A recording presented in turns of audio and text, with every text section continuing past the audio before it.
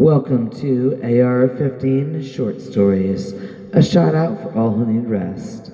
Like and subscribe, hit that bell for the next break time. Today, Front Porch Sessions, Episode 7. Here we are in the beginning of the new year. A revival of hope for humanity has been set among us in the community. The humming of renewal, like a background beat that you want to tap your toes to, because many of the local businesses have been thriving since the Secret Santa has woven through and upgraded and developed a relationship at that Christmas party thrown down. The mystery of the Secret Santa still being woven together. However, everybody has benefited, and more of the people of the businesses have been collaborating, unsure if it's part of the blackmail of the photos taken on the mechanical bull or not, but otherwise, people have been thriving the businesses they have been, and the bonuses they have got.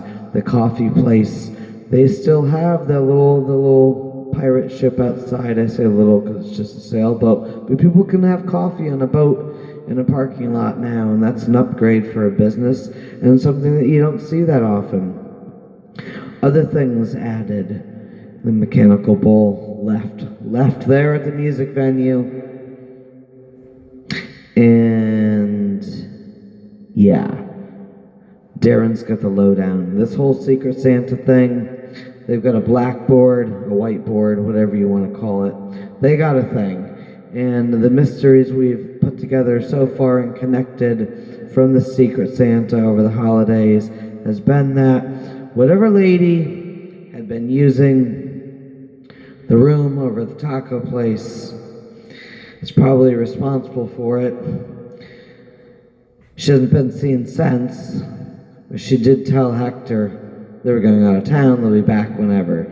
She had been using the back room like a VIP room and paying him for it. But there were a lot of people seeing on a regular and put these pieces together so far. It's like she created a marketing team. So all of those people who had the little Santa photo ops, they were approached by a lady named Allison. Allison was seen once or twice a week with this lady. The lady at the place called Mary. That's what they all call. That's how they knew her. But still, we asked Allison. Nobody's seen her. Nobody knows how to get in touch with her. It's just like they compartmentalized, but left certain hints of things.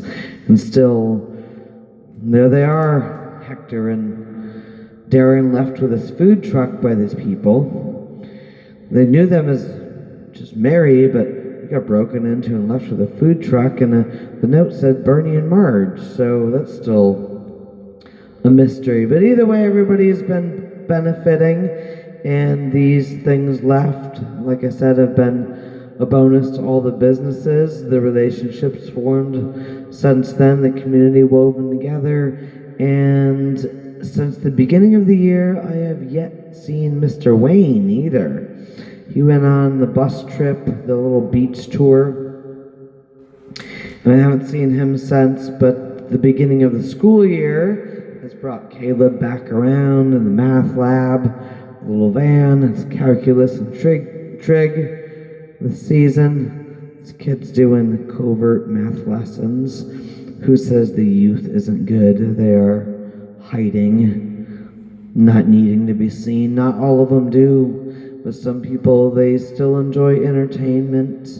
Some kids are into math, but I met some other people this week that were far from math. They were into myth chasing and ghost chasing, and I met them walking about they were looking for the ice cream place, and they said they were here. They were renting an Airbnb that was supposedly haunted. I haven't heard anything about this. They said it was new to me anyway. They said they heard about it on Reddit, so I guess it must be true. But if you're ghost hunting, I don't know what's true. But they had some videos from the night before. So it was their first night. There were sounds of kids laughing underneath the floorboards and lights coming out of different things. And they even saw a projector. It seemed like a projector, but the twins from The Shining, they were there in the hallway for a bit, and just strange sounds, so it seemed haunted, but I don't know, it seemed kind of rigged. Either way, they were excited about it, and that's what they do, and they travel around and ghost hunt. But good for them, they're just some young kids, and they're getting out and about and learning about different places all across America. So whether it's true or not, there they are getting to experience things, and it was kind of fun to meet them because they still did have a sense of wonder, and they were in town for the week. So here we are, some people out of town coming in, but that's not where that stopped. Some more out-of-town visitors this week. I met another couple who parked here. They walked by and they asked me if they knew where the pizza place was, and I said, well, it's at the other end. So they just parked at the wrong spot. They said they'd be down for the walk anyway, because they heard there's a phone booth. That's right. And that old school phone booth got gifted to the pizza place. There it is, like Superman changed in. One of those, and it's a nostalgic piece that you don't see a lot of places, so it's become a marketing masterpiece of this pizza place after you get dinner, and only if you dine there, you can take a picture of it in the back. That's right. They even have a cape. Somebody did think it would be a good idea, so there's a Superman cape you can change into as well. Marketing masterpiece. And we don't know, is it from the Secret Santa, or is it from Allison, the marketing lady? And we don't know. There were some other people in that team too, by the way. There was when they did the Santa thing, the Secret Santa, was the man and the lady. They were always dressed differently, so we're still not sure if they were together. But Allison definitely was dressed differently, but recognizable as the same person. And the two other, the Thing 1 and Thing 2 and elves and whatever, there were two video people. So those are like I said, the little clues that we have so far. But yeah, so it's been the beginning of new walks and routes for people. And speaking of observations in the neighborhood, I spied a lady walking 3 dogs while holding a cup of coffee without a lid and not spilling it. And if that wasn't amazing enough, she was also just picking up trash, walking about. All those 3 things at the same time. Measure balance and community service. Just holding coffee on a walk without 3 dogs just seems uncomfortable. And the little goodness of things, that's what we like to celebrate on the front porch in the new year.